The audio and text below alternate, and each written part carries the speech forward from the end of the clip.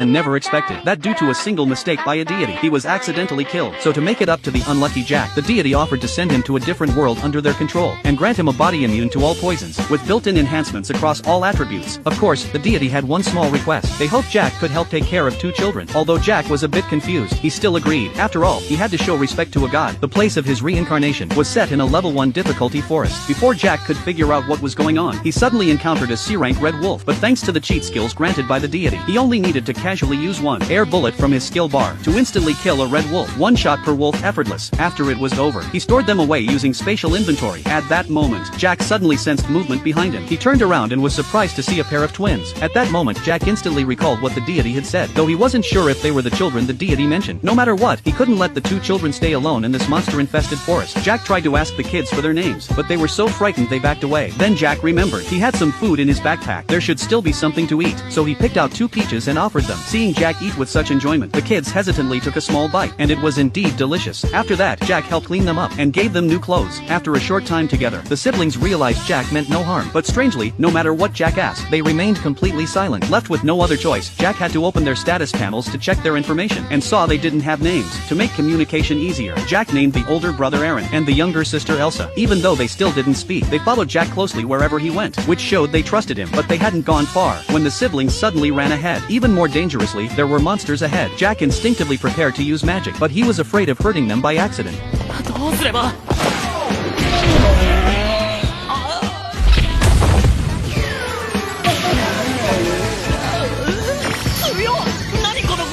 Turns out his worry was unnecessary, and it instantly confirmed Jack's suspicion. They must be the deity's children. But to be safe, Jack asked that if they found anything again, they should tell him first before acting. The 2 happily agreed. So from then on, no matter what unbelievable things Jack saw, he was no longer surprised. Soon, the 3 arrived at a nearby town. When the gate guards heard Jack came from the Gaia forest, they were instantly shocked, because that forest is extremely dangerous. Only high-level adventurers usually enter it. Seeing this, Jack quickly explained he hadn't gone deep into the forest. He only gathered herbs from the outskirts. Seeing Jack with 2 children, the story seemed plausible enough. Then they brought out a crystal ball for the 3 to touch. It turned out it was a magical device used to check for criminal records. Once it confirmed they had no criminal history, the guards issued Jack 3 temporary ID cards, saying that if he wanted to stay long-term, he'd need to register at the Adventurers Guild. But Jack wasn't in a hurry about that. Instead, he went to the town's church first, because by praying to the statue there, he could speak with the wind god who reincarnated him. He then learned the children were indeed the ones the wind god mentioned, but they weren't her children, they belonged to the water god. Jack was very confused by this, but the wind god couldn't explain the reason. She only asked Jack to take care of them personally, and not send them to any orphanage. Jack hadn't planned to do that anyway, because by now, he had already grown fond of the 2 children. After the conversation ended, that night Jack found a hotel. He decided to go to the Adventurers Guild the next day. Once they entered the room, the 2 children